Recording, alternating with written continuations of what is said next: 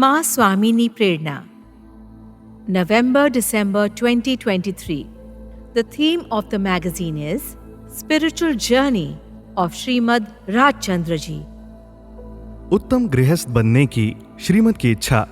लेखक अव्यक्त। श्रीमद के आध्यात्मिक विचारों पर हम श्रद्धा भाव से ही विचार करें। बौद्धिक मूल्यांकन के भाव से हम उनके सार तत्व तक नहीं पहुंच पाएंगे। दार्शनिक दृष्टि अथवा शास्त्रीय पांडित्य की दृष्टि से भी हम उनके विचारों का अमृत रस प्राप्त नहीं कर सकेंगे। सत्य साधक संत अपने आत्म मूल्यांकन में स्वयं के प्रति भी बहुत निर्मम और कठोर होते हैं। ऐसे सत्पुरुषों का जीवन और व्यवहार बहुत पारदर्शी होता है। ऐसा हमें श्रीमद के जीवन में भी देखने को मिलता है। सच्चे संत अपनी स्वानुभूतियां जिज्ञासु साधकों के समक्ष हृदय खोल कर रखते हैं, बिना किसी छिपाव या दुराव के रखते हैं। वे अपनी साधनागत दुर्बलताओं और यहां तक कि अतीत की अपनी चारित्रिक कमजोरियों तक को छिपाते नहीं हैं। लेकिन श्रद्धावान जिज्ञासु अथवा सुपात्र के समक्ष ही वे हृदय खोलकर अपनी बात रखते हैं। ऐसा वे अपनी साधना की यात्रा में आए उतार चढ़ाव का व्यावहारिक अनुभव बताने के लिए करते हैं। श्रीमद के पत्रों में जिज्ञासु पाठकों को ऐसा ही मुक्त संवाद देखने को मिलता है।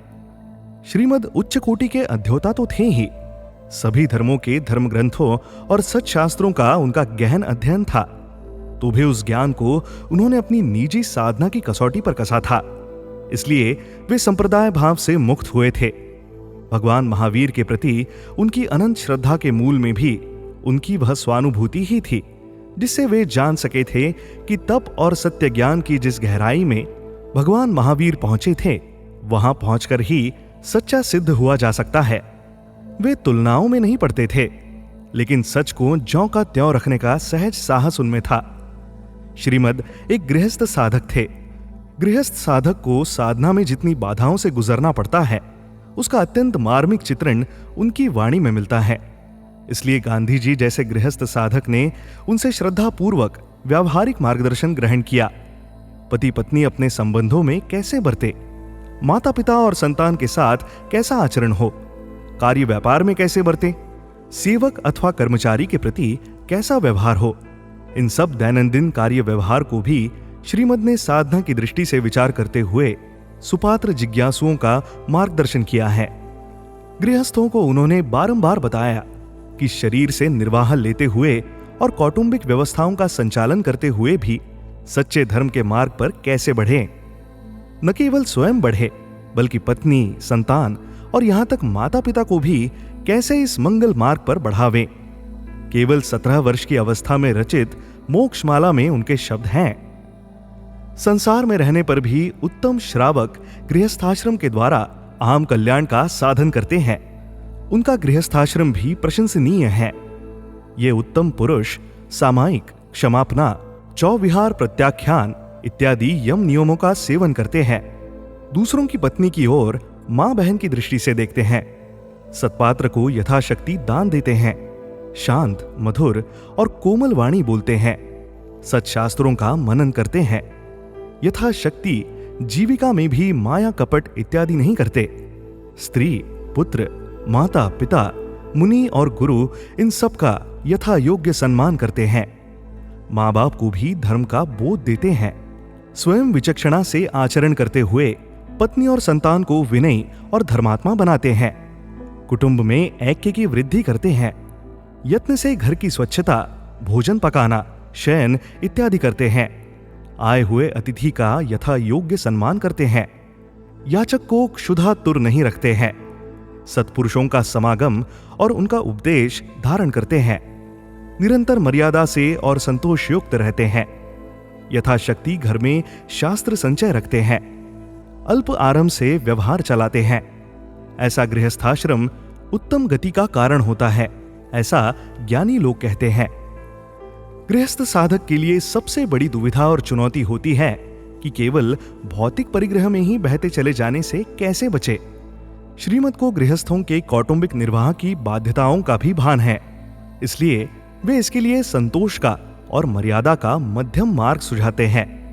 मोक्षमाला में उनके शब्द हैं, संपूर्ण परिग्रह तो मुनीश्वर ही त्याग सकते हैं, परंतु गृहस्थ भी इसकी कुछ मर्यादा कर सकते हैं। मर्यादा होने के उपरांत परिग्रह की उत्पत्ति ही नहीं रहती। जो मिला है उसी में संतोष रखने की आदत पड़ जाती है। इससे काल सुख से व्यतीत होता है। धन के साथ कैसी विचित्रता है कि जैसे जैसे उसका लाभ होता जाता है वैसे वैसे लोभ की वृद्धि होती जाती है। धर्म संबंधी कितना भी ज्ञान होने पर भी और धर्म की दृढ़ता होने पर भी परिग्रह के पाश में पड़े हुए पुरुष कोई विरले ही छूट सकते हैं। वृत्ति इसमें ही लटकी रहती है, परंतु यह वृत्ति किसी काल में सुखदायक अथवा आत्महितैषी नहीं हुई। जिसने इसकी मर्यादा नहीं की वह बहुत दुख का भागी होता है। श्रीमद् ने स्त्री पुरुष संबंधों पर अपने नितांत निजी अनुभव दुनिया के समक्ष रखे हैं। उनमें कहीं भी स्त्रियों के प्रति हेय भाव की दृष्टि नहीं है, वरन दाम्पत्य जीवन किस प्रकार मित्रवत और पवित्र हो सकता है उसकी सारी गुत्थियां उन्होंने सुलझाने की कोशिश की है। यदि हम श्रीमद् के वचनामृत रूपी सागर में गोता लगावें तो हमें एक से एक हीरे मोती वहां मिलते हैं। कहां तक बताएं कि एक गृहस्थ साधक और संत के रूप में श्रीमद् ने गृहस्थों को कितना अधिक समाधान दिया है। यहां शब्दों की मर्यादा है, किंतु श्रद्धालु पाठकों में सुरुचि जगाने के लिए यह झलकी ही पर्याप्त है। श्रीमद् की भाषा अद्भुत है और अपने आप में विशेष प्रकार की है। उसकी दूसरी मिसाल नहीं मिलती, कारण कि वह सीधे सहज रूप से उनके हृदय से निकली सत्यानुभूत वाणी है। उस वाणी में उनकी अनंत करुणा, दया, वैराग्य और सबसे बढ़कर उनकी भक्ति का अविरल प्रवाह देखने को मिलता है। उनमें कितनी निर्मलता, पवित्रता और सच्चाई है। वह सीधे हृदय में उतरने वाली वाणी है। उनकी वाणी में आत्मा की प्रतिध्वनि सुनाई देती है, इसलिए वह सच्चे श्रद्धालुओं के सीधे आत्मा में प्रवेश करने वाली होती है। उनके एक एक शब्द आत्मानुभूतिपूर्ण हैं और सर्वात्म कल्याण के मार्ग पर ले जाने वाले हैं। Love the vibe? Explore such interesting podcasts at www.questfoundation.org.in.